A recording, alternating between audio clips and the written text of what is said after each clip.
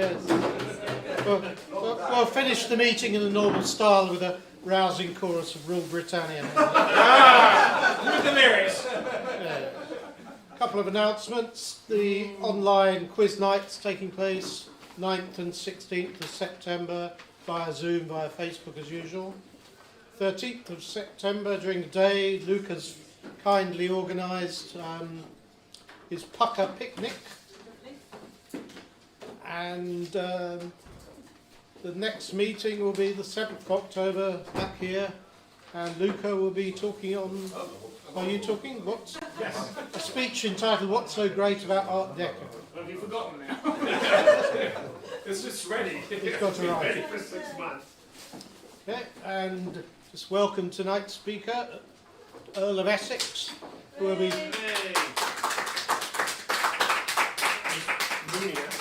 Yes. We'll be talking about the Riviera, the Forgotten War. Thank you very much. Thank you. Can you give me a second, please? Keep talking. Tell you jokes. Yes. Is here all week? That's for you. Okay, female zebra escapes from a circus, galloping through the fields and sees a stallion. And the stallion says, "Oh, what do you do?" And she says, "Oh, I work in a circus."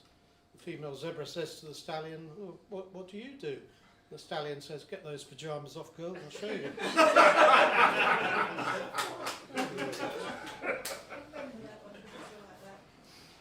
Ready, Essex? Yes, Anyway, Earl of Essex, thank you. Yay!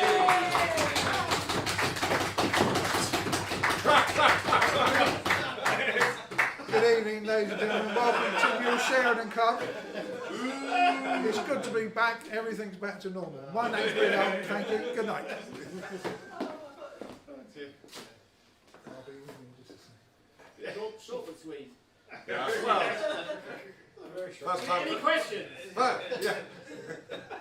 Any Nazis? No.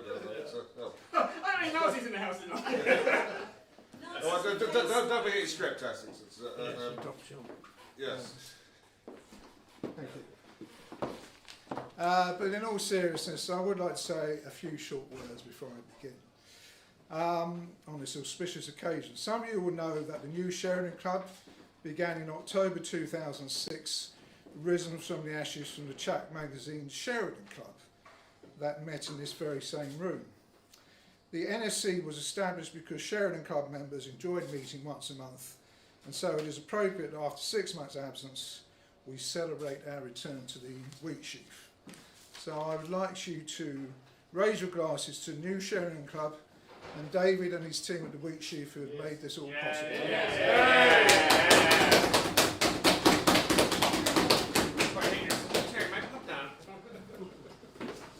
Okay, eyes down for a full house.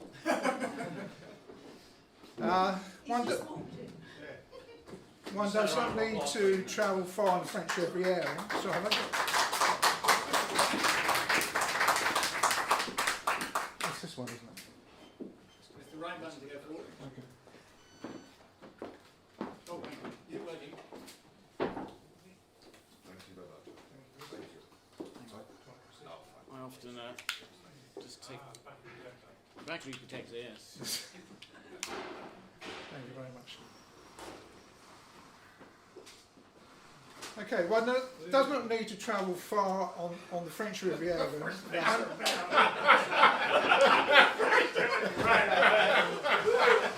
we have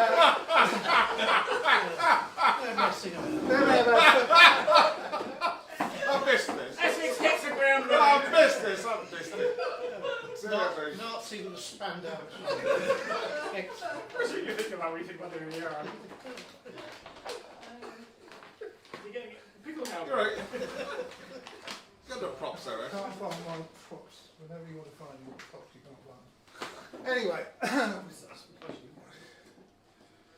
there we have our first Nazi evening. This is the Boulevard des Anglais on the Nice shoreline. Well, I don't need to travel far on the French Riviera. The 120-mile coastline that meanders northeastward from the rocks of the Estoril Heights in the west to the Italian border at Monte on the east, to be reminded of the fact that between the autumn of 1939 and the summer of 1945, this was a rampageous battle zone. In every town and village on the way, street plaques, memorials and crumbling fortifications bear witness to the conflicts and hardships that took place, and yet the modern perception that this area of France quietly sat out the war under the glorious weather of the Cote d'Azur. Nothing could be further from the truth. Much of the regret of the region's war experience can be attributed to the French themselves, who largely wished to forget this black period in their nation's history, due to the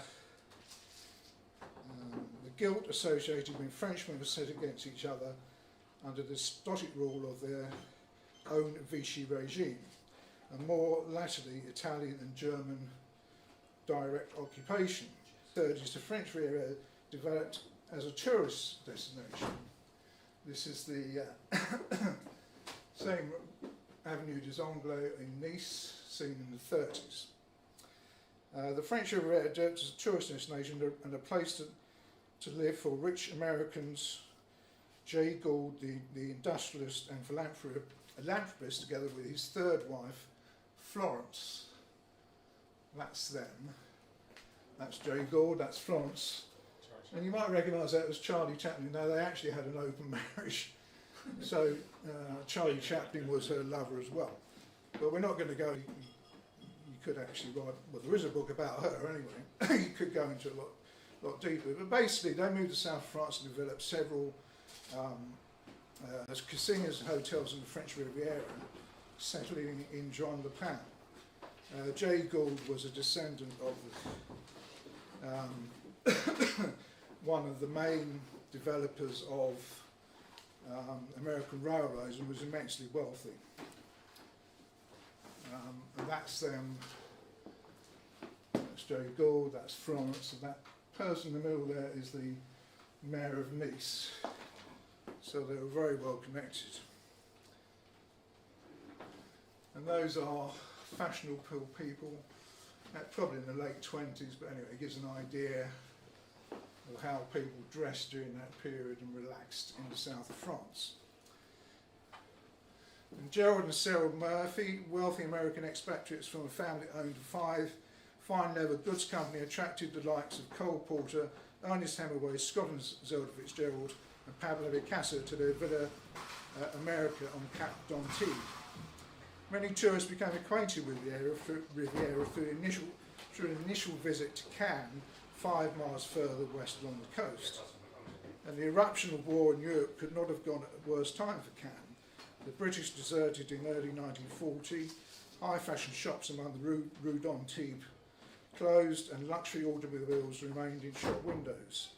The showpiece hotels, the Carlton, Majestic, Martinez and Miramar were largely empty. Cannes was the second largest city in the Alpes-Maritimes, with a population of 49,000, and royalty from marriages to kings and princes visited with regularity, and aristocrats like the Rothschilds were in evidence. The crowning achievement was to be a film festival scheduled to begin in September 1939, during the summer. A galaxy of film stars, Charles Boyer, Carrie Cooper, Tyrone Power, George Raff, Norma Shearer and Mary Mae West came to promote the inauguration during the summer. Everything was ready for the opening night, and then Germany invaded Poland.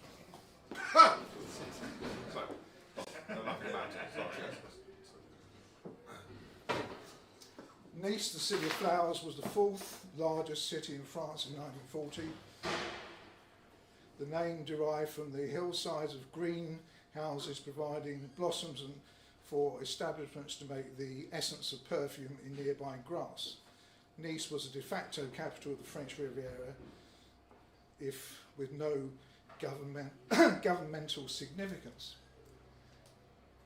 And that is the casino in Monte Carlo in 1930. So it was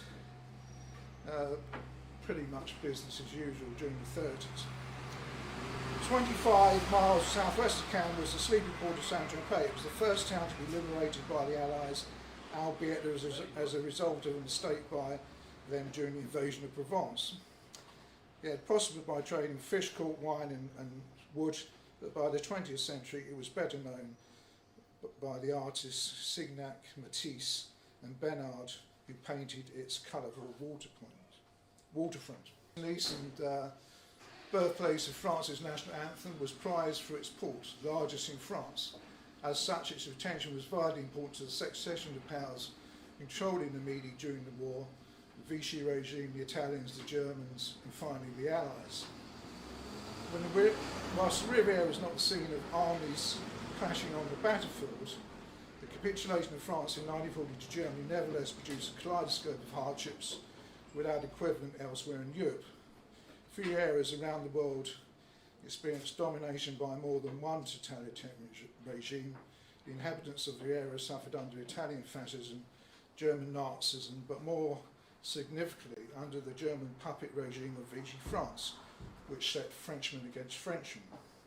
The reality of World War II began with the Riviera defending itself against the Italian army in June 1940 and finally ended the invasion in April 1945, a period longer than any other part of France.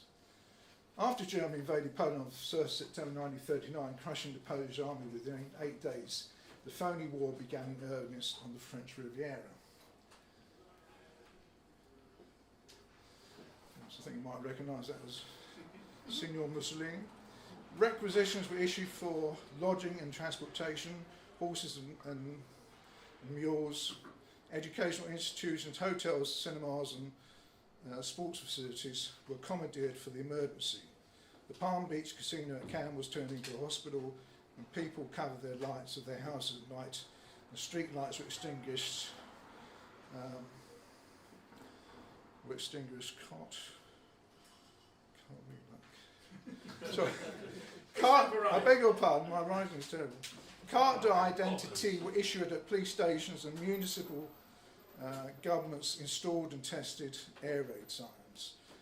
Belligerent outbursts on the radio by Hitler and Mussolini during the summer and autumn were listened to somberly. At first, military authorities mobilised and stationed between 75 and 90,000 soldiers in the Alpes Maritime region in a command soon named the Armée des Alpes. But as the threat to northern France became more ominous, the best of these units were redeployed there, leaving a waiting army, ill-equipped and short of everything. At first, these wartime restrictions were taken in good heart, but after 2 months of no major hostilities, the mood soon turned to resigned indifference, and the authorities gradually loosened the reins. On May 10th, 1940, the German army attacked westward. 136 German divisions swept across the Netherlands, Belgium, Luxembourg and into France, the French recoiling under the weight of the onslaught. Nighttime lighting returned to blackout rules on the Riviera and casinos closed their doors. But largely the attitude of local populace remained optimistic, despite depositors removing their savings from banks and a steady influx of refugees from the north. When May became June, the situation north of Paris had escalated. Belgium surrendered on May 28th and Lille fell on May 31st. German Heikels and Junkers bombed Marseille on June 1st and on June 10th the French government fled from Paris to the Loire Valley, and on June 14th the Germans entered Paris. The phony war on the French-Italian border ended in the early morning of June 11th when French 15th Corps engineers demolished critical military infrastructure, bridges, tunnels, viaducts, sections of roadways and telephone grids. Popular distrust of Italians had grown as Mussolini's diatribes became more vitriolic in the days leading up to his declaration of war. However, Mussolini had given orders to his commanders to remain on the defensive, taking no initiative and engaging only in surveillance, The commentator rightly observed that for the first time in history, a war had begun with the order not to fire. This reluctance came to an end when a French naval squadron bombarded Genoa on June the 14th. There followed the first Italian air attacks on military targets along the Cote d'Azur, and on the same day, the French government moved further south to Bordeaux, and 3 days later, the new head of the French government, Marshal Philippe Pétain, sued for peace. That's Pétain in the middle, and that's Pierre de Val, who became his Prime Minister. Let's go back a bit. In 1940, the Italian frontier in southeastern France ascended through the foothills northward for 25 miles of sea until reaching the high Alps, where it turned west, northwest, and then north again. The southernmost fortifications of the Maginot Line closely traced the border up to the highest elevations, where they were spotted at wider intervals, with a combination of forts, blockhouses, trenches, and tunnels. So it was well fortified by the French. Although the media had sent their best troops to the German front, the French 15th Corps, totaling some 170,000 men, were up against 4,000 Italian troops. They then began a farcical 2-week war. The conflict evolved into a series of local skirmishes along the border, but no coordinated offensive. That's Italian troops moving through the Alps. That's them traipsing through the Alps again. The Italians had air support, but did little to take advantage of it. French defenders who came under artillery attack from the Italians noted that as half the shells failed to explode. June 23rd and 24th were the only days of heavy fighting in the southeast in what was sarcastically described as a gelato war, for it took little more time than required to eat an ice cream cone.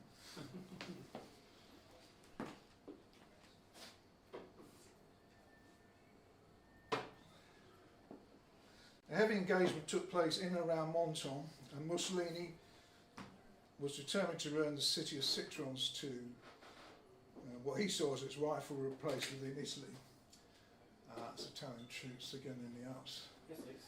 Would you mind coming back? Yeah. Front of the camera. You're wandering further and further out. Am I? Oh, right. So, this is Italian troops victorious in Menton. Menton is very significant to the Italians. They regarded it. It had always been a dispute between the French and the Italians, and as far as Mussolini was concerned, he wanted it back under Italian rule. A heavy engagement took place in and around Menton as Mussolini was determined to return the city of Citrons to what he considered its rightful place within the Italian nation. Otherwise, the Italians succeeded in only advancing 1 to 5 kilometres beyond the frontier, occupying 840 square kilometres with a population of 28,000 inhabitants. The Italians failed to overcome a single fortification manned by French troops, and a downtrodden French army took pride in its defence and refused to recognise the Italians as their conquerors. The ceasefire began soon after midnight on June 25th, with the French government ceding this territory to the Italians. They weren't particularly interested in fighting over it, and the government under Pétain preferring to preserve its air and naval assets, considered more important than this territory in the far corner of France. Casualties in the Alpes-Maritimes during this short conflict amounted to 13 Frenchmen killed, 42 wounded, and 33 Italians taken prisoner. 33 Frenchmen taken prisoner, while the Italians suffered 208 dead, 941 injured, and 131 lost as prisoners. So the French could rightly claim that they hadn't really lost this particular skirmish with the Italians. And on Monday, June 17, 1940, the 84-year-old Marshal Philippe Pétain, the former French World War I hero, announced that at the request of the President of the Republic, he had taken leadership of the government of France. He concluded that it was imperative to stop fighting the Germans. And so that's Pétain with Laval. That's Pétain meeting Hitler. And that is Petain meeting Marshal Goering. Now, the important thing to consider here is, although we think of Goering as the head of the Luftwaffe, he was also at this time the head of the Gestapo, the German Nazi secret police, and this is, will become more significant later. So on Monday, a vast majority of the French were relieved by Petain's decision to concede to the invaders. At this point in time, Hitler's eventual triumph over Britain seemed certain, and the control of Western Europe would be complete. And after some faltering steps, Petain's government settled into Vichy, a town of 25,000 residents dating back to Roman times, best known for its mineral waters. It had spacious hotels to accommodate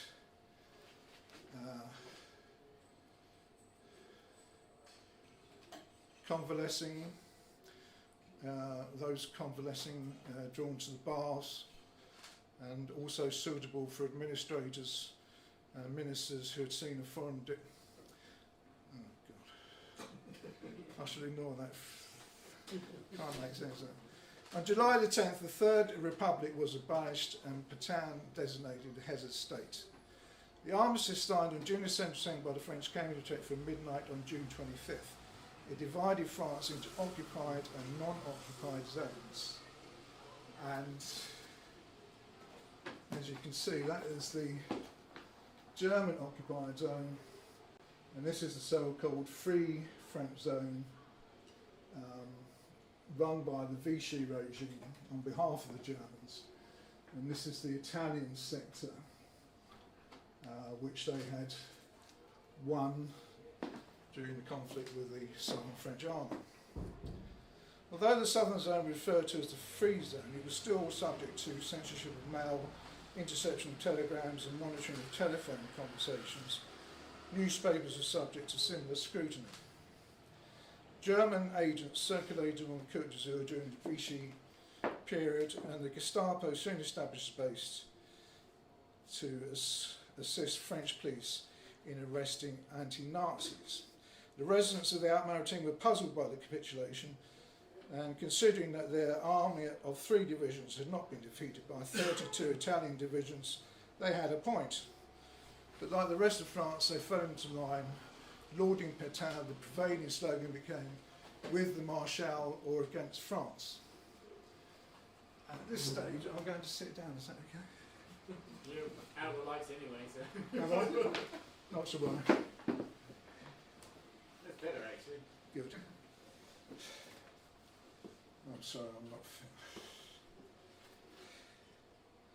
Petain used the term Revolution Nationale to encompass his programme to rebuild the good France, as he saw it, a strong centralised state with concentrated capitalism and Catholic moral order. This demanded a revival of patriotism and traditionalism, and in its wake, 15,000 naturalised citizens had their status revoked, including 6,000 Jews. So his idea of nationalism was really similar along the lines to the Nazi regime. German demands for heavy reparations, followed by requisitions of French goods, services and manpower, required the Vichy regime to subject the country to a stringent and centrally controlled war economy, essentially doing the Germans dirty work for them. I mean, the Germans, in a nutshell, didn't really want to occupy the whole of France. They regarded the south of France, although it produced food, as less important to their whole structure as the north, and it would stretch their resources to man it. So they're happy to allow the Vichy regime to do their work for them. Fashion designers, writers, musicians and film stars took refuge on the Cote d'Azur during the twilight period. Although rationing tightened as the months went by, there was a thriving black market for those who could still afford to pay. For the not so fortunate, dogs were killed or released in the wild to conserve food. Yet despite these shortages, starvation in France never reached the same extreme seen in the Soviet Union, Poland, Holland or Greece. The longer the Petain government stayed in power, the more criticism mounted and his image became tarnished. There were no serious problems with dissent until well into 1941, as domestic life and the economy worsened. However, the Vichy regime relied more and more upon the police to maintain order. And when an active resistance began forming in the non-occupied zone, Vichy's responses propelled the fragile government on a downward spiral of repression on behalf of Nazi Germany, from which it would never recover. Initial opposition to the regime was dominated by freelasons, socialists and communists, but soon ordinary French people were forced to take sides, pitting Frenchmen against Frenchmen, while British Special Forces Executive, SOE, took the opportunity to recruit 52 agents along the French coast between 1940 and 1942.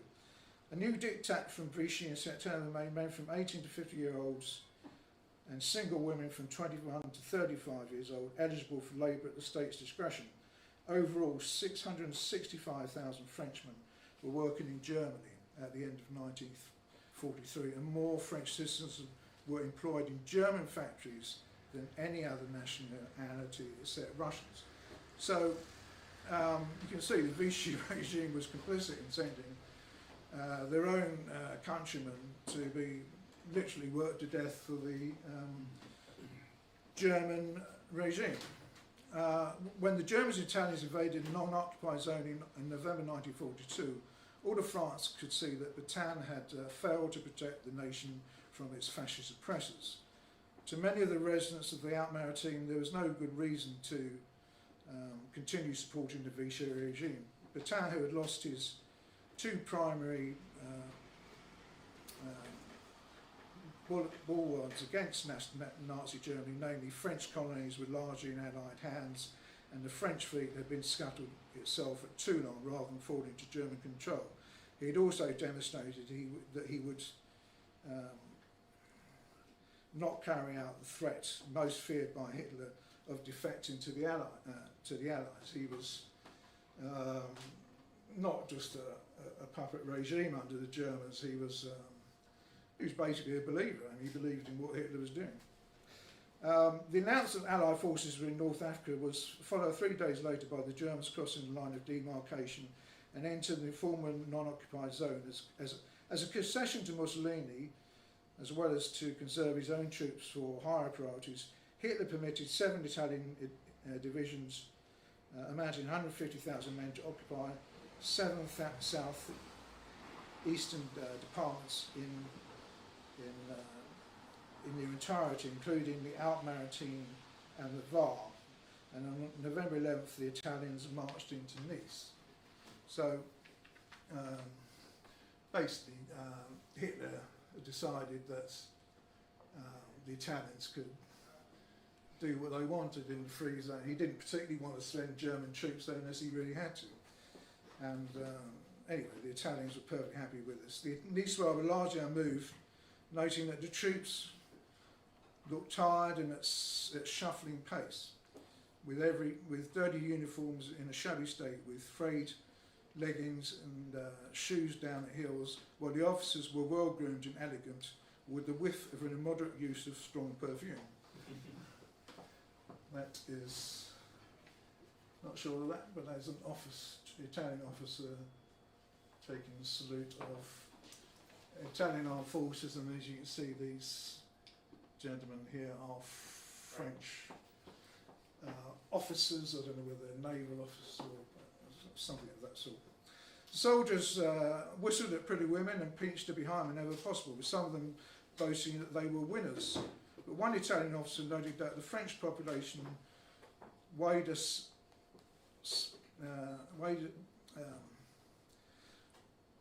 silently, visibly motivated by a sentiment worse than hatred, contempt.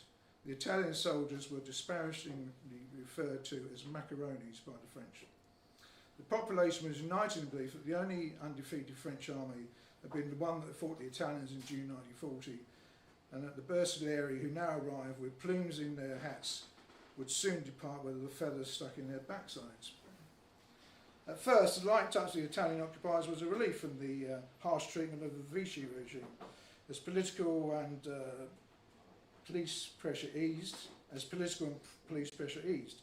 But the Allies now in North Africa, ships no longer docked at Nice with food and provisions.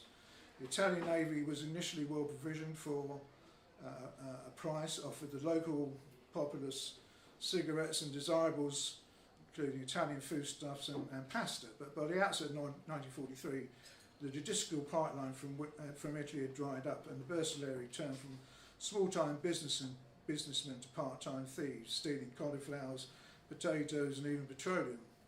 Larger shipments of watermelons, zucchinis and corn designated for the out maritime also disappeared.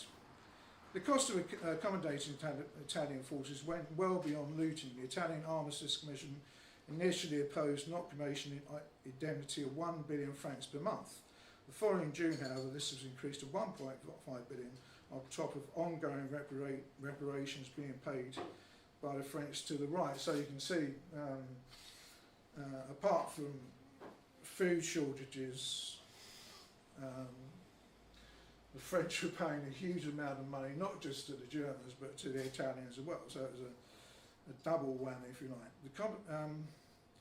In the spring, the Italian authorities seized wood, vegetables, 23 tonnes per day, and iron and steel. In May, they announced a requisition of automobile repair firms, factories making plaster and cement, and a number of bakeries. Several dozen locomotives and thousands of automobiles were seized, along with industrial machinery useful to the Italian war effort, and this simply disappeared across the Italian border. As French resistance to the Italian occupation became more organised and violent, the Italian political police, the URA, that's O-U-R-A, Organisation for Surveillance and Repression of Anti-Fascism, to be correct, became more active. Created in 1926, it was the forerunner of the German secret police, the Gestapo, who largely modelled their tactics on the Italians, and responded to French sabotage with brutality rumoured to be just as vicious as its infamous German counterpart. Arrests were often arbitrary, well over 1,300 people, including Poles, British, Belgians, Yugoslavs, Italians and Frenchmen. As the Italian occupation progressed, torture by the URA became more frequent. Prisoners were beaten with fists, clubs and rifles. Despite this, there were 50 attacks against us in out maritime during the 3 years ending June 44. Not all successful, but the rail line was cut 23 times by local partisans, which delayed troop and immaterial movements between Nice and Cuneo in Italy, whilst locomotives were blown up at Nice's Saint-Roch depot in July 1943. And the appointment of Pierre Laval to the as Prime Minister of the Vichy regime, that's him here.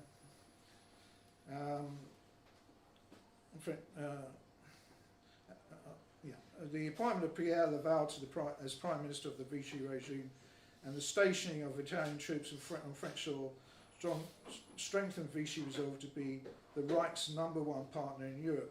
So basically the Vichy got everything in with the Nazis. I mean, there was no going back.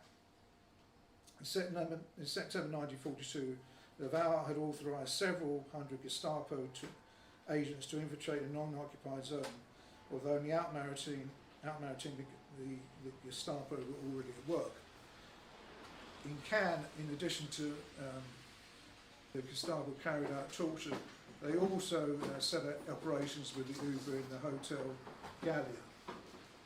And that is the Villa Montfleury. This is in Cannes, and that is the Hotel Gallia. Not still there, I'm afraid.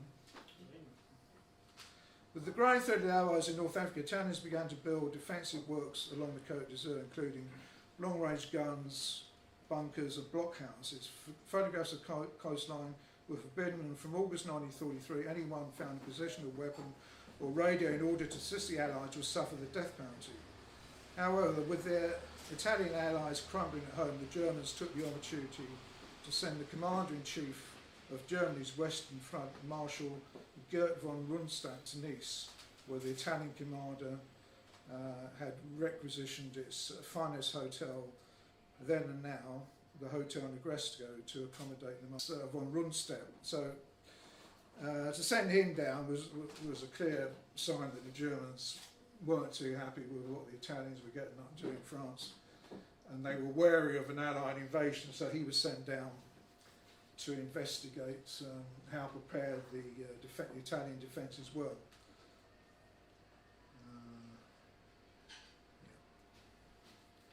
Von Rundstedt inspected military preparations and fortifications during a 2-day visit at Nice and Cannes and Menton. Meanwhile, 2 days earlier, on July 25th, Mussolini was overthrown. And by mid-August 1933, the Germans engaged in live fire exercises into the sea, and by the end of the month they were shipping construction materials by rail into southeastern France. So effectively, their intention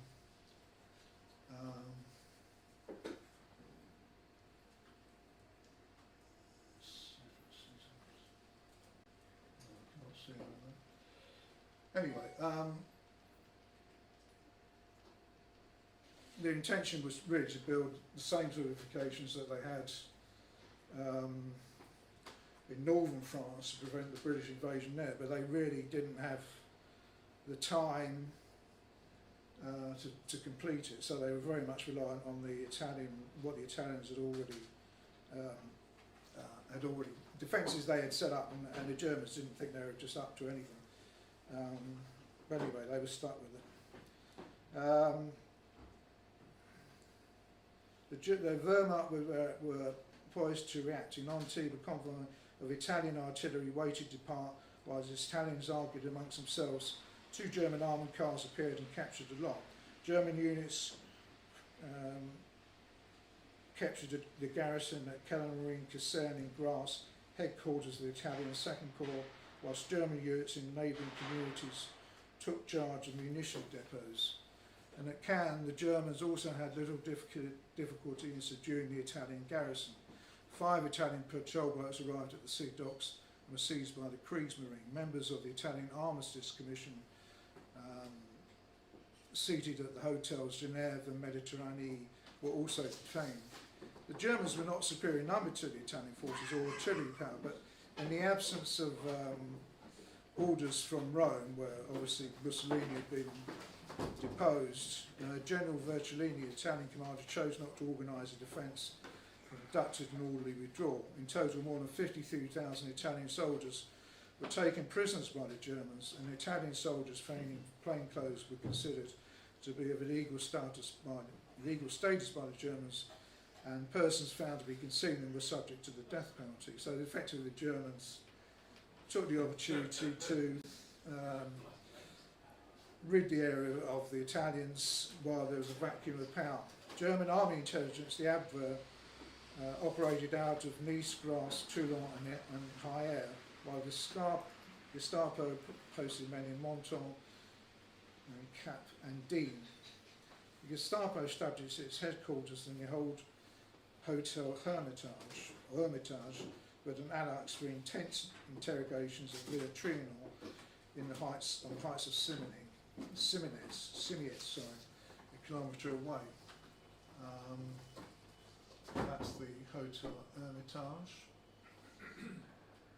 And when the Wehrmacht faced a far greater threat in northern France in 1944, the 715th Infantry Division was redeployed and replaced with the 148th Infantry Division. Centred at Grasse, it was composed mainly by reservists, Austrians and Poles. A French observer described the troops as nearly children with worn uniforms and boots. Magnificent discipline, but with very low morale and a sad and worried look. So, although the Germans wanted to defend the South France, they knew an invasion was coming. They were too preoccupied on the Eastern Front and obviously Northern France, and that's where they needed their best troops. The troops patronised brothels set up for them in Nice at the Hotel Metropole and in Cannes at the Hotel de Paris. There were fewer incidents of rape and assault than when the Italians were on occupation, and the Germans set about fortifying the coastal defence of the Riviera with more than 100,000 mines and traps, 100 devices an acre in anticipation, and an Allied landing. So these are very sort of low-key defences. They weren't really going to stop a proper organised invasion. That's barbed wire.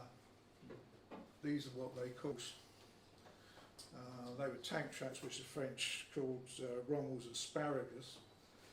But you can see, I mean, they're not really going to stop any internal invasion force. That's tank trap defences outside a hotel in Cannes. That's the Martinez Hotel in Cannes. That's another view of it. That's French, German officers enjoying themselves on the Cote d'Azur. So defensive works completely disfigured a coastline so beloved for its natural beauty and tasteful development. A concrete wall ran on the seaside from Cannes and blocked streets entering in the Quai des États Unis in Nice. Hundreds of pole mines and concrete tetradromes from Antibes to La Boca protected against tanks debarking from landing craft. And residents nicknamed the pointed sticks cut from trees in Navarre and employed at an angle along the shore as Rommel's asparagus. To protect these defences from sabotage, local inhabitants were forcibly evacuated, and neighbourhoods around train station, ports and factories working for the Reich were off limits. Despite these restrictions, collaboration with the German occupiers was still prevalent, from collaboratrices horizontale, women who slept with the Germans, to the much despised milice, attired in dark blue uniforms. And these people here are the milice. They were essentially a paramilitary unit who assisted the Germans. The milice accepted all those seeking to join, being especially attracted to mercenary young thugs and hoodlums from 18 to 23 years old. Leaders were notable as conservatives, strong Catholics and even nobility, all being vehement anti-communists. The milice also served as a breeding ground for joining the Waffen-SS. I mean, this is them capturing surrendered French resistance, but the milice had a reputation for not taking prisoners. They probably took these people off and shot them somewhere else. After the German occupation of the Alpes Maritime, the milice served as an auxiliary police force of the Germans, even being used to check the reliability of the official French police. They knew their locale better than the Germans and could eavesdrop on fellow citizens more easily than Gestapo. The milice were notorious, as I say, for never taking prisoners, and their activities best described as Frenchmen hunting and betraying Frenchmen. So, anyway, just to go back a bit, these are sort of holiday snaps, if you like. They're not that clear, but they are in colour, so I thought I'd include them. That's German officers enjoying themselves on the Riviera. That's in Nice, and that's some more in Nice. By the end of 1943, the resistance became bolder, with Allied successes on battlefields across Europe and North Africa, bringing encouragement. And these became a series of tit-for-tat killings between them and the milice. Allies' aerial bombing of communities along the Cote d'Azur had begun at Cannes on the night of November 11th, 1943. 20 RAF Lancasters dropped bombs and incendiary devices for 1 hour and 35 minutes, causing damage to industrial concerns, agricultural facilities and public buildings. There were 45 civilian deaths, and locals referred to it as Black Thursday. The frequency and intensity of car-bombing by American warplanes increased over the south of France, and a raid on May 26, 1944 was felt by many Niçois to be the worst of the war, leaving 300 civilians dead and 480 wounded and 100 missing. So this was a sort of tough period for the French locals. They were still obviously under German control, and they were being bombed by the Allies as well. Meanwhile, the Hungary occupation was a continuing threat to the 580,000 inhabitants of the Alpes Maritime who would not survive long in a devastated colony. The combination of small yields and a few farms in an arid area, together with German reparations of 3,500 to £14,000 of fruit and vegetables from local markets every day was an all too familiar threat to civilians across German-occupied Europe. And anyway, sorry, these are the French resistance.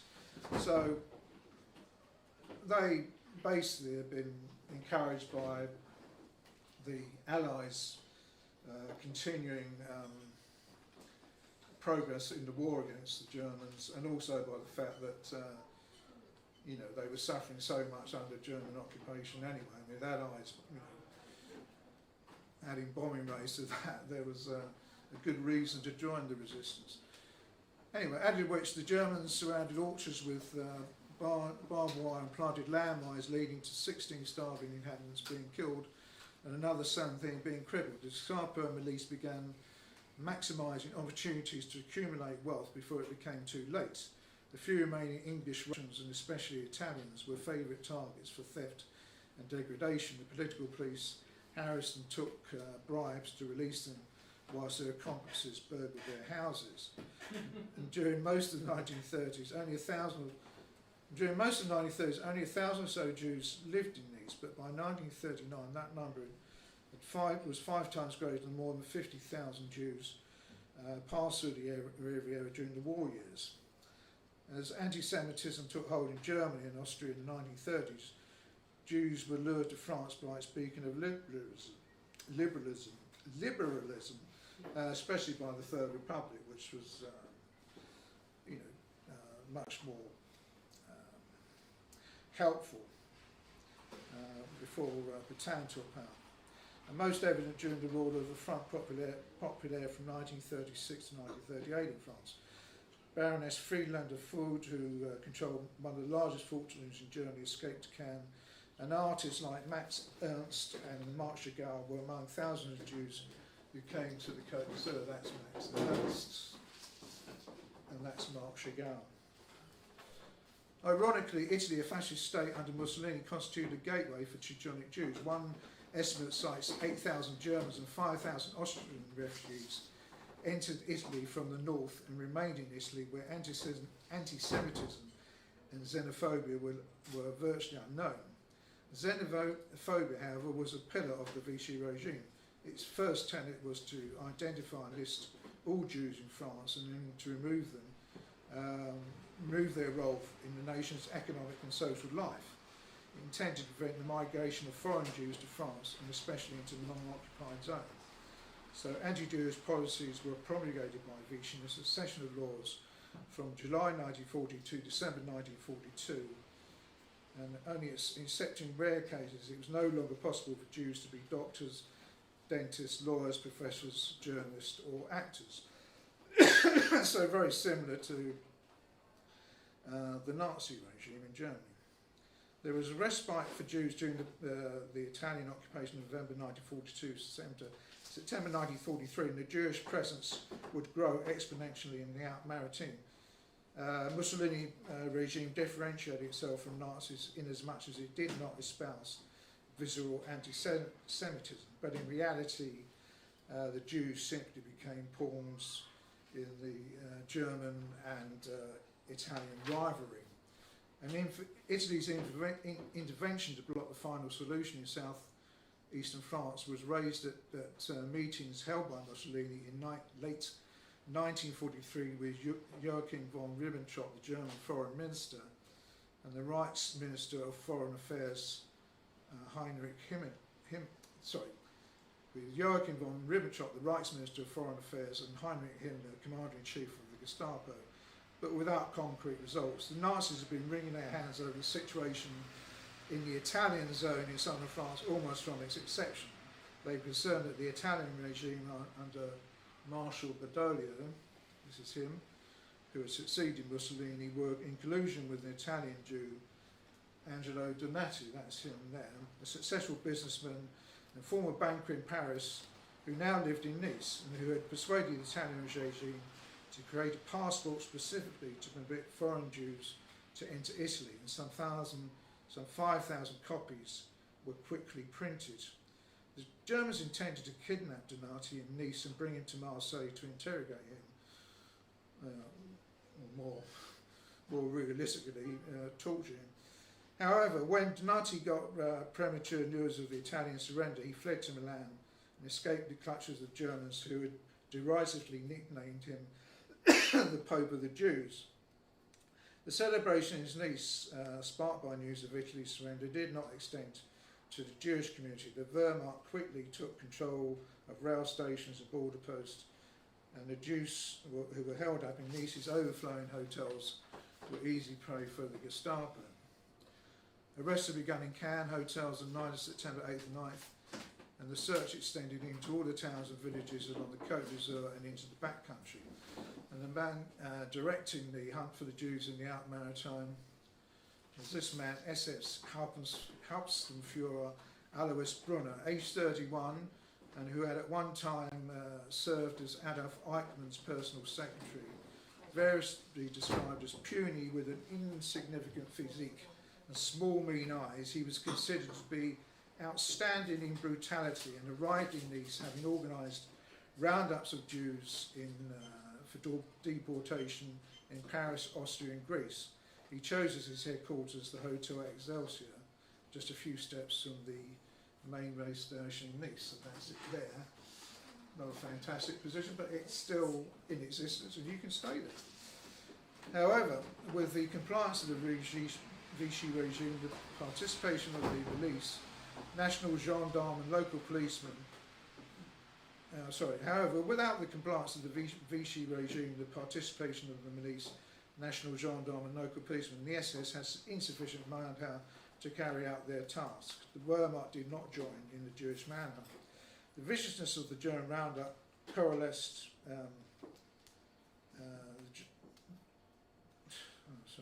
The viciousness of the German roundups coalesced the German population's support of victims of Nazi persecution and was sickened by the sight of Frenchmen taking part in the arrests.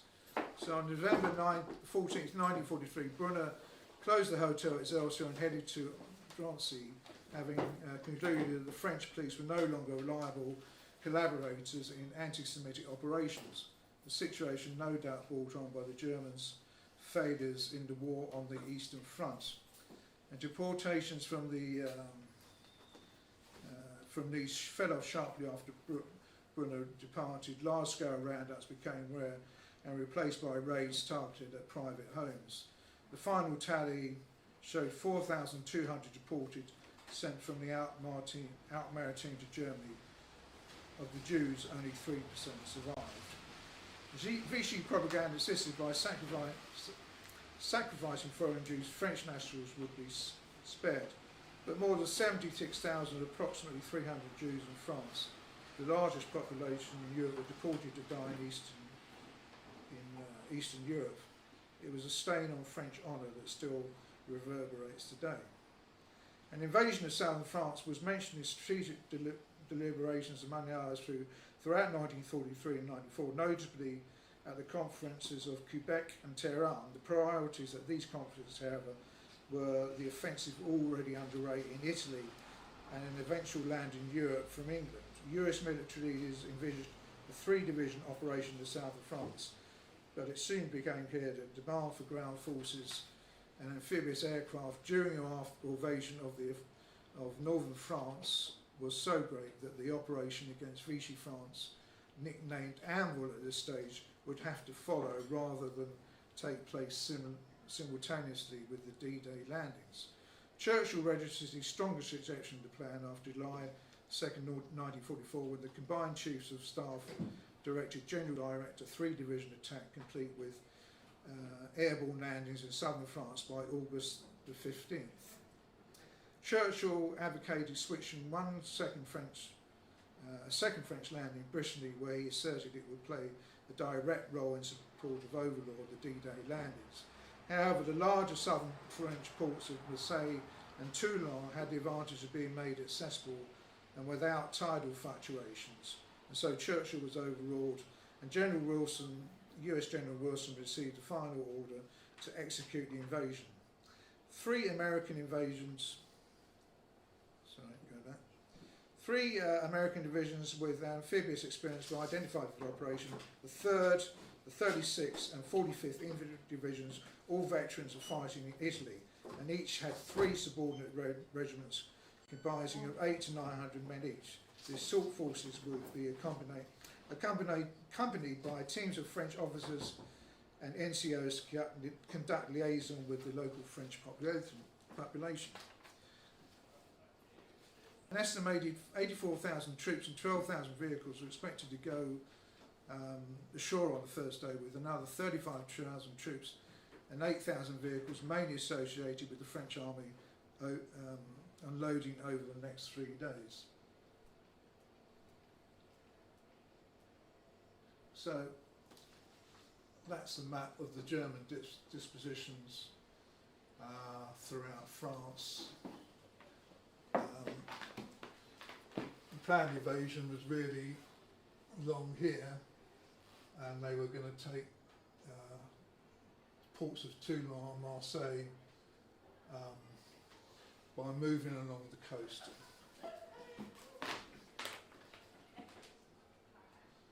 And that is a map of the general What a Scotsman. the Red Cross is a German battery. These were the you can see here, these are the invasion areas. You know, these were largely not heavily defended. I mean, the ports were. I mean, the reason why they wanted to land there was it was easier, they expected less opposition. While the Germans really had all their forces protecting the ports of Marseille and Toulon. And so, the operational concept of Anvil was straightforward: to land in southern France, seize and develop a major port, and drive northwards up the Rhone Valley to link up with the Allied forces moving into Germany. Allied planners selected the coastline from Toulon east towards Cannes for its proximity to Toulon and Marseille, and the availability of minor harbours that might supplement over the beach supply operations, such as Saint-Tropez, Saint-Maxime and Saint-Raphael. The Wehrmacht ordered battle had been seriously depleted by transfer of units to the Normandy front, and senior German commander Army Group G, headquartered in Nice, had lost. Army Group G, headquartered in Toulouse, had lost 4 divisions, 3 infantry and 1 panzer divisions. And 3 solid infantries had been replaced by units suffering from battle fatigue on the eastern front, and reserve units made up of old men and boys. So really the Germans, as much as they wanted to defend France, really couldn't afford, simply didn't have the top level troops to defend it. It was, they had far bigger fish to fry. Much of the army artillery was equipped, was stripped away as well, where the Germans in southern France had relied on captured French, Italian, Russian and Czech artillery with all the conventional complicated munitions supply that entailed. So if we go back, that's a large German gun emplacement. But you see a lot of these defences are fair, they're there, but they're not. That's a mobile anti-aircraft gun. That's another anti-aircraft gun. But you can see they're not what you would consider heavy defensive. That's another anti-aircraft gun. That's German officers inspecting the defences. So much of the artillery, as I say, was not up to snuff. And the Wehrmacht leadership, with under General von Blaskowitz, the Army Group C commander, also dissatisfied with defences along the Mediterranean. That's General Oberst von Blaskowitz, Johann Blaskowitz. He was dissatisfied with defences along the Mediterranean coast, and priority had obviously been given to the Channel Atlantic coast for construction material and labour. No heavy installations could be expected. The Germans having to rely on fortifications left by the Italians. I think we all know the Germans' view of the Italians. So they didn't really regard the defences as very good.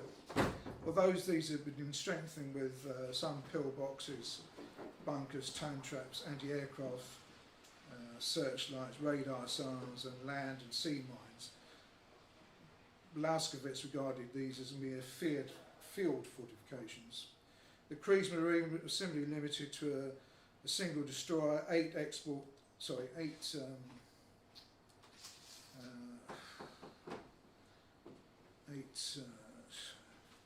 six fast merchant vessels and some 30 or more torpedo boats. So there again, there was very little that they were going to do to prevent a full-scale invasion by the Allies. The Luftwaffe similarly would have 175 long-range bombers, but only 35 fighters available, and they weren't really a factor at all.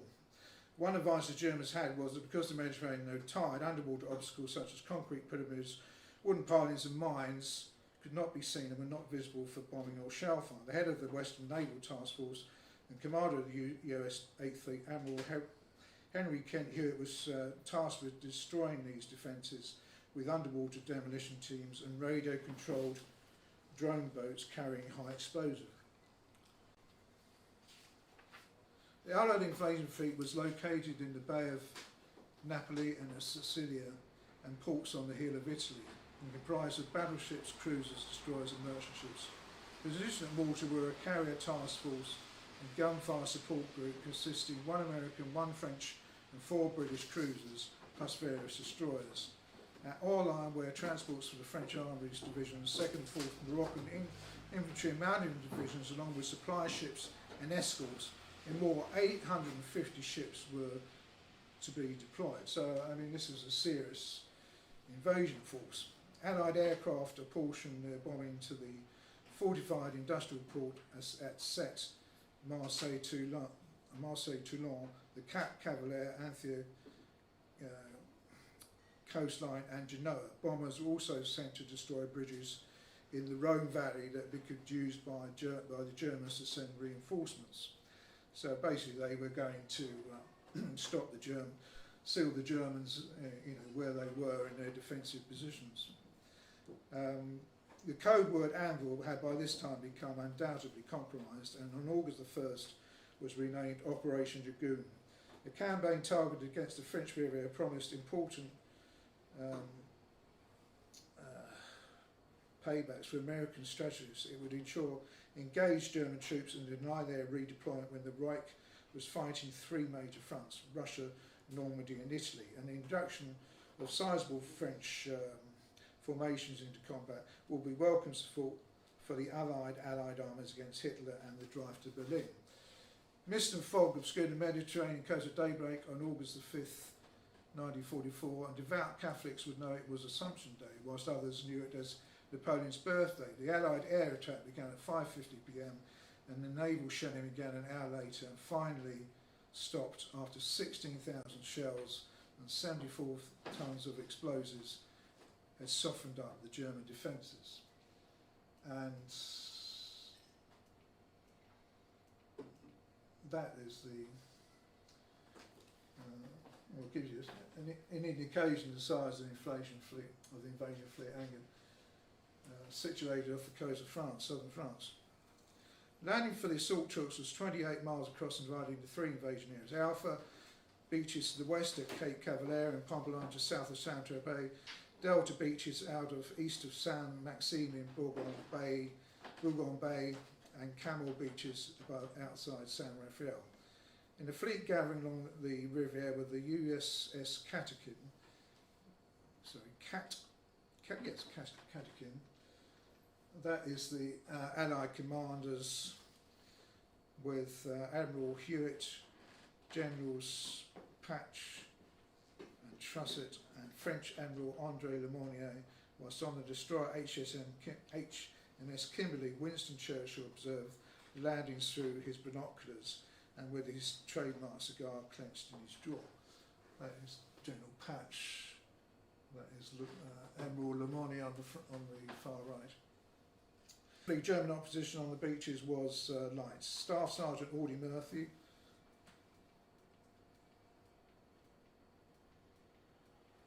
that's Audie Murphy. Some of you may know Audie Murphy. He was a big American film star after the war, but he was one of the most decorated American soldiers during the war. He fought the campaigns in Italy and the south of France and elsewhere.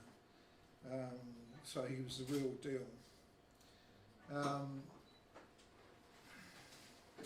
So Staff Sergeant Audie Murphy on the 15th Regiment later became a Hollywood action hero. Encountered a group of Krauts in a series of foxholes. Germans. Otherwise known as Germans, yes. He killed them with his carbine before running out of ammunition, seizing a machine gun from a traumatised squad of GIs. Murphy moved forward again, but was soon driven to ground by enemy fire. However, the Germans soon waved a white flag, but stood up. He was shot instantly by the Germans. Upon this, Murphy went berserk, throwing a grenade into a German machine gun emplacement. He raked the crew with fire from his carbine until they were all dead. For all this, he would receive the Distinguished Service Cross. As I say, he wasn't decorated just for that. There's various other actions as well. And so that's the Allied invasion fleet. There was also a paratroop invasion further inland. The idea was to come back in towards the coast and attack the Germans from behind.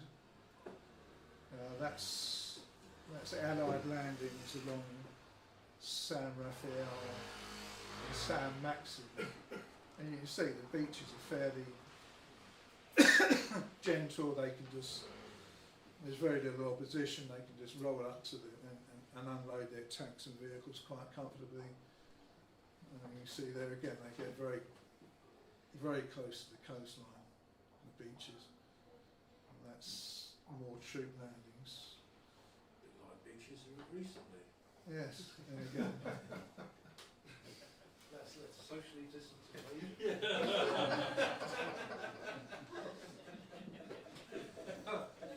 In other instances, Wehrmacht soldiers laid down their arms rather than fight, and the American troops were able to push on beyond the beaches, encountering just occasional roadblocks, sniper fire, and scattered uncoordinated ambush. The only major hold-up was the Camel Red sector at the head of the Gulf de Frejus. The Germans, recognising its importance, had embedded a formidable array of coastal defences, and the bombardment by 93 B-24 Liberators and constant use of minesweepers had difficulty quelling them. Eventually landing was switched to Camel Green Beach, where 142nd Division regiments joined up with the 143rd to clear Frejus and San Rafael respectively in lively street combat and securing the airfield at Frejus. While the combatants flowing ashore were virtually all American, an airborne force of 97,000 troops, a mixture of GIs and British, were preparing to land 10 to 12 miles inland of beaches to prevent besieged German forces escaping into the backcountry and to settle seize German positions that provide reinforcements to these positions. The first airborne task force was led by Robert T. Frederick, a West Pointer who at the age of 37 had become the youngest Major General in the US Army. At the end of the war, having been wounded 8 times, he would earn the title of the most shot at and hit general in American history. In one attack, the airborne forces came upon the headquarters of Brigadier General Ludwig Berenger at Dragajan. This is him here with an American officer looking over him. Ludwig Berenger at Dragajan, a military governor of the Var. So he's quite a senior commander, as well as the staff of the 17th, German 17th Corps. Seizing Berenger and other officers, the paratroopers seized 5 large burlap sacks full of German and French currency, plus barrels of beer, cognac and wine. The GIs threw handfuls of money at astonished civilians as they moved through the town. And the German forces, they fully expected an Allied assault.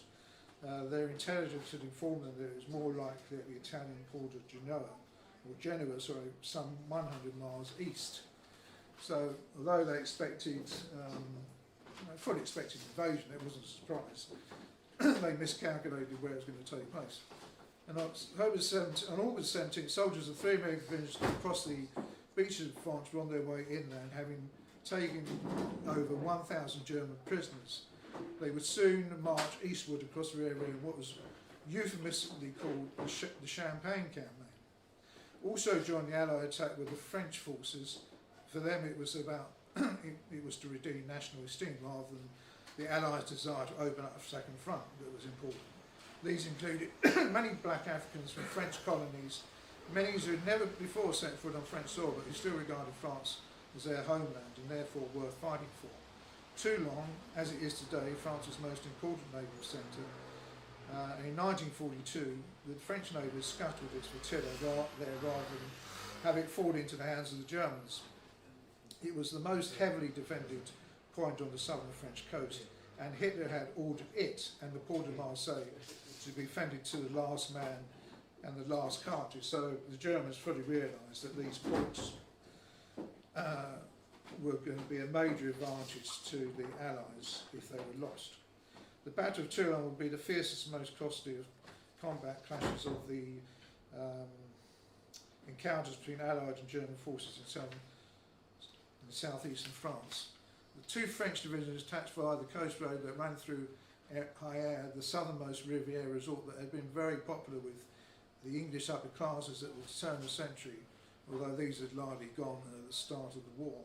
The French commanders had to be mindful of a battery of 340 naval cannon at Fort Saint-Mandrier, adjacent to the Cote, with a reach of 21 miles. Nicknamed Big Woody by Allied gunners, 2 of its 4 guns had been sabotaged by French workers, and the 2 functioning Woodies were put out of action by a French and US battleship. Heavy fighting ensued, aided by Allied warships firing more than 7,500 shells at the German defences.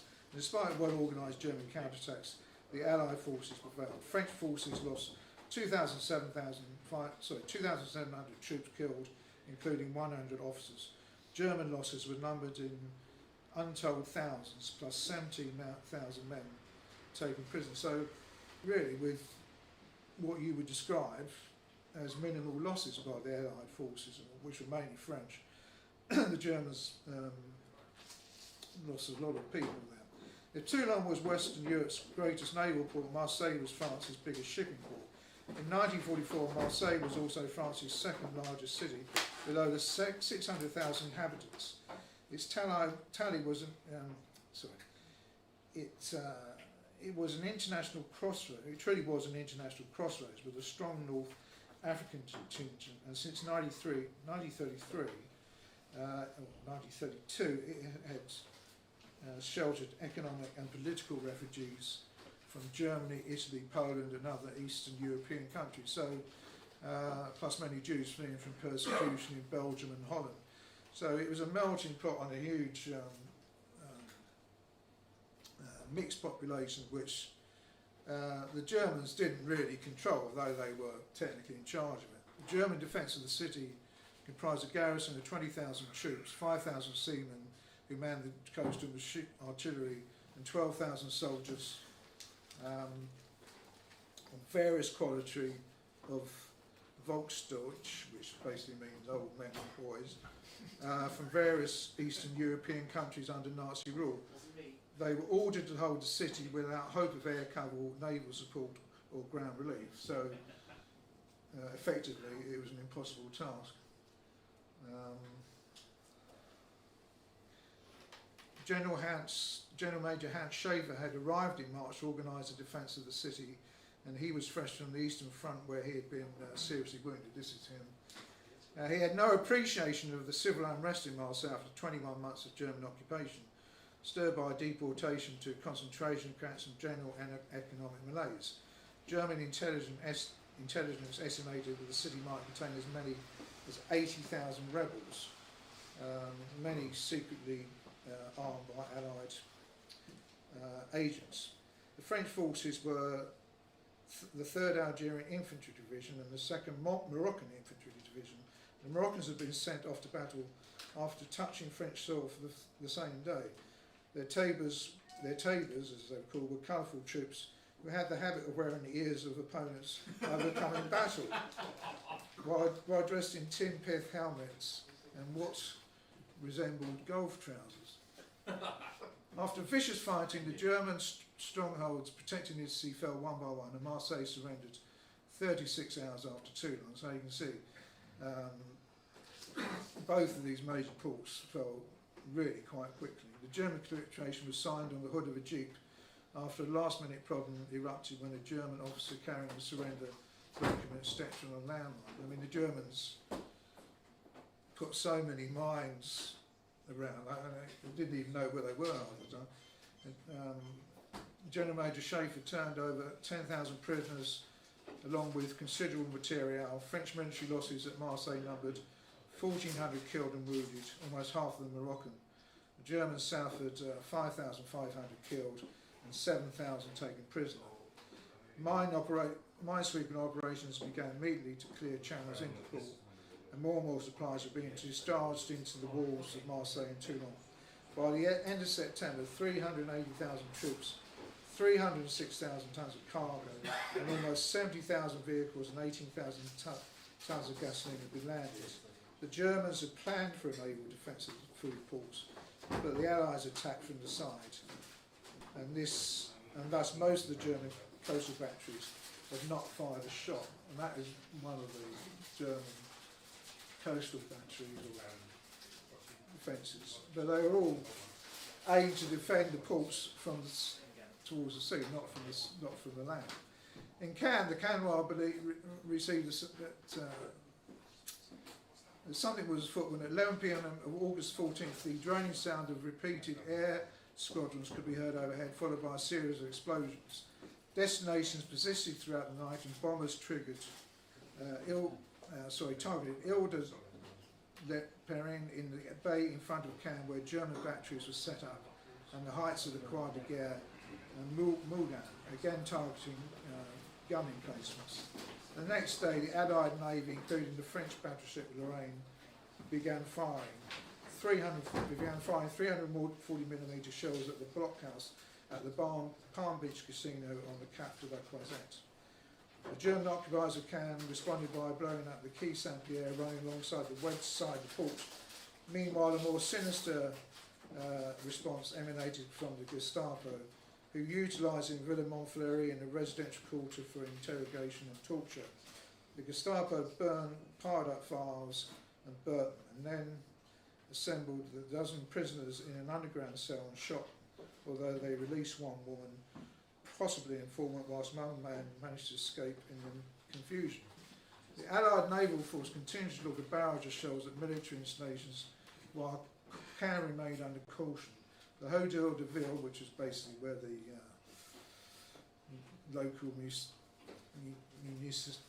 the local council and governance of Cannes was situated, suffered extensive damage, added numerous villas with some civilian casualties. The 509th Parachute Infantry Battalion Commander looked at the city of Cannes from a prominence and tried to figure out a way to attack it. Herbert Matthews of the New York Times joined him and said, "You see that building over there? That's the Hotel Carlton. It's not only the best hotel in France, it's the best hotel in the world. I'll be much obliged if you didn't do anything to wreck it." That is the Hotel Carlton, very well known, obviously, from the Cannes Film Festival. That's where all the top stars stay, and obviously still in business. The Germans had already withdrawn from behind the Gestapo headquarters in the Hotel Gallia, and the resistance knew the Germans planned to destroy the Hotel de Ville, Palace of Justice, Records Bureau, the Post Office, and all the hotels along the Croisette, including the Carlton with high explosives. Miniconi, the resistance leader, sent a message to Colonel Erich Schneider asking him to desist from this pointless devastation in return for allowing his men to withdraw without opposition. Schneider agreed, showed Miniconi the master switch in the cellar of the Hotel Splendid whilst the Germans marched out of Cannes in the early hours of August the 24th. Schneider was executed 4 days later by the Germans in Nice by a firing squad for dereliction of duty. Once the resistance secured the city, the Americans riding the triumphal parade for the city in jeeps and atop tank destroyers.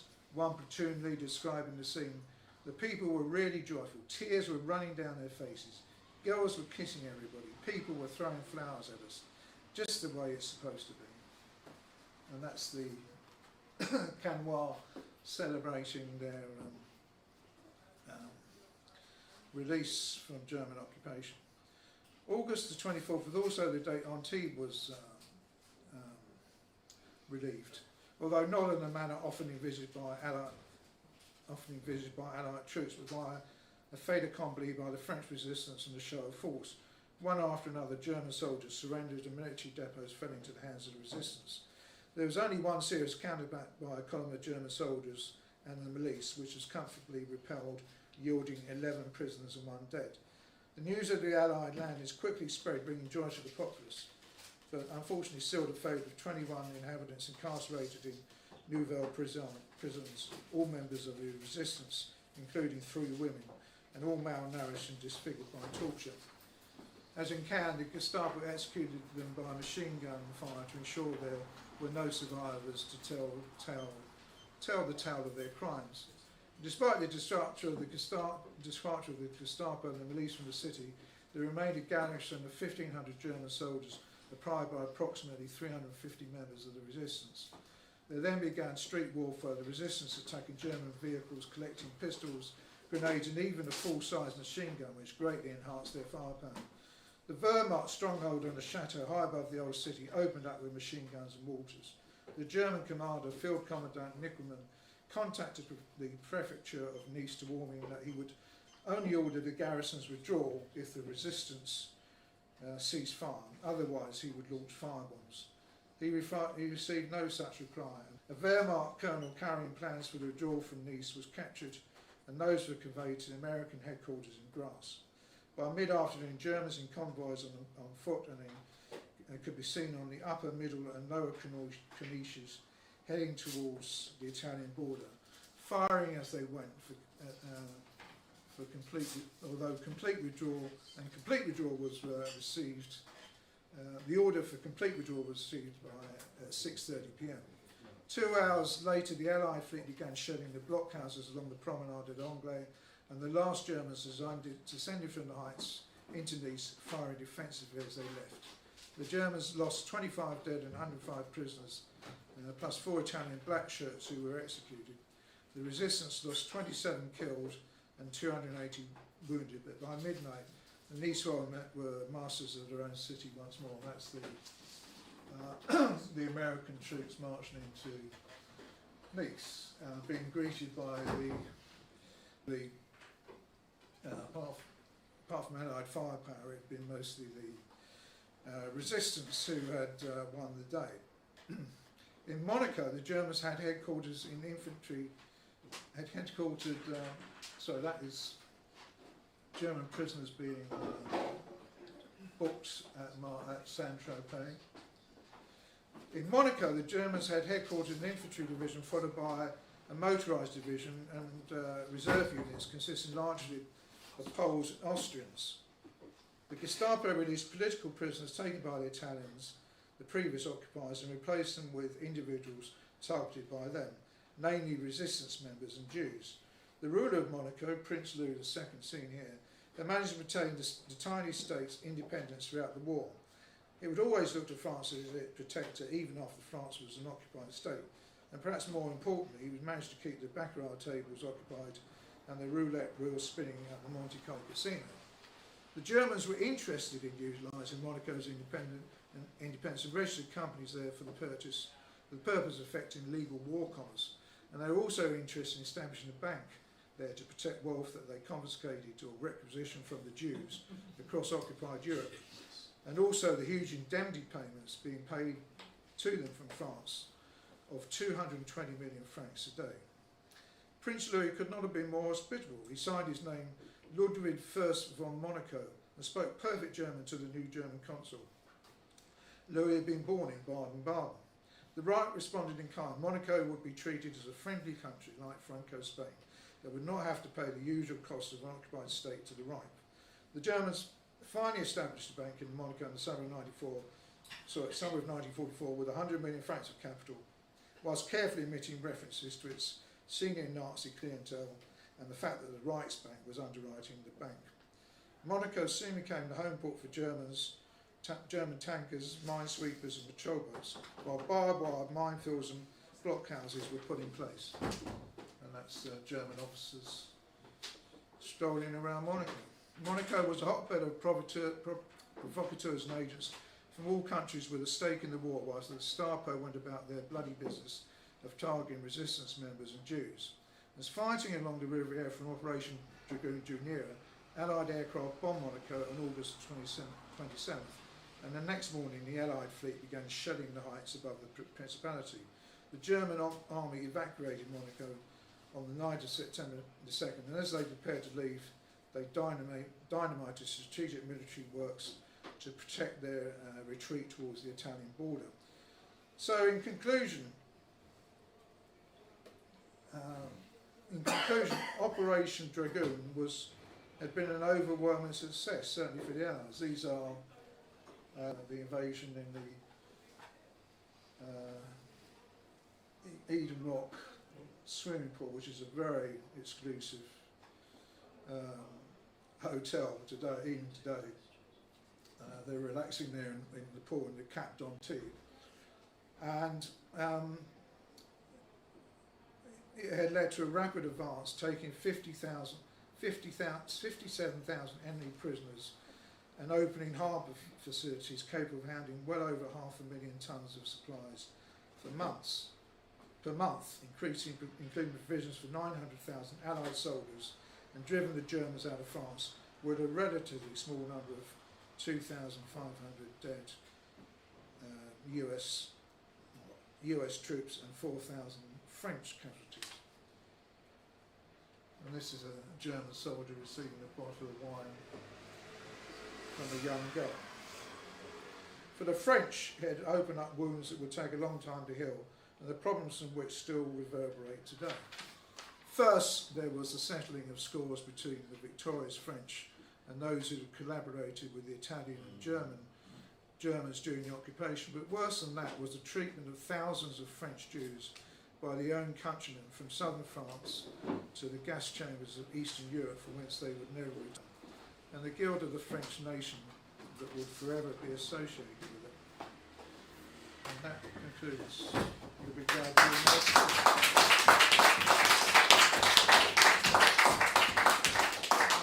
Thank you very much, Essex. Any questions? Very good. Yeah, Charles? Yes, Her General Essex, if you were visiting a German officer to the Riviera in need of a hotel suite, and I'm just wondering which hotel would you choose to stay at? Yes, I mean, in Nice. Well, pressure. There are a few. Yeah, well, in Nice, the headquarters of the Italians was near the Gresca. I mean, that's still the best hotel in Nice. The wine bar's rubbish. Is it right? Well, it's still the most renowned hotel in Greece, so I think that, German officers would have stayed there. What would be your second choice, presuming that General Bunty had got there first? Nab the jacuzzi. In Nice.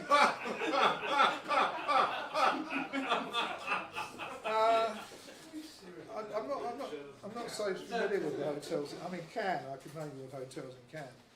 I mean, there are obviously lots of nice hotels in Nice, but the Gresco just springs to mind. I mean, if you're talking about all of these places that the Germans stayed, I mean, they're basically still all there. They're all still the top hotel. I mean, obviously the Carlton in Cannes, Martinez is still there. What else? Two others. So yeah. Any more questions? It's just fascinating, like sort of often the D-Day landings are so much in the public eye, even today. And I sort of, this operation, I didn't really know much about it, so very fascinating. Thank you. Well, I think the reason. Sorry. Sorry. Well, so I was just going to finish off there. I mean, the reason for that, as I said in the beginning of the piece, is that I don't think the French really want you to know about it. I mean, I think they still feel quite guilty about it. I mean, there's been films about it. about the French treatment with Jews. I mean, effectively the Vichy regime was basically doing what the Germans would have done. They deported a lot of French Jews, obviously to their deaths. I mean, it's something that still reverberates today. In French politics, you've got, you've got the extremes of politics. You've got French, the Communist Party is still very strong in France, was during that period, and the Vichy regime was obviously far right, and it was basically in sympathy with the Germans. My question is to do with Vichy France. Just as a refresher, do you know what currency they decided to opt in? Do they continue with the franc, or do they opt for another currency? Yeah, I think. Well, they were still using francs because they were paying the Germans in francs. So yes, I mean the franc was. Did they get the money? Okay, just One of the advantages of lockdown was the opportunity to watch extensive programming that was made available to people to view, and always a highlight when one has time on one's hands is to watch the World War, and there's very few people who can compare with Lord Olivier with regard to providing a comprehensive analysis of the Second World War. But I think I can say without fear of contradiction that we have a master amongst our well done, Essex. That was spectacular.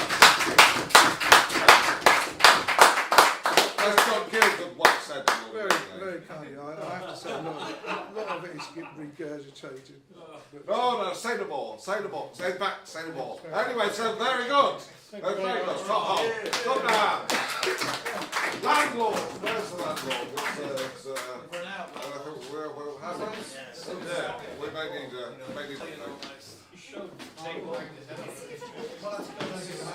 Goodbye to all of you at the thing at home.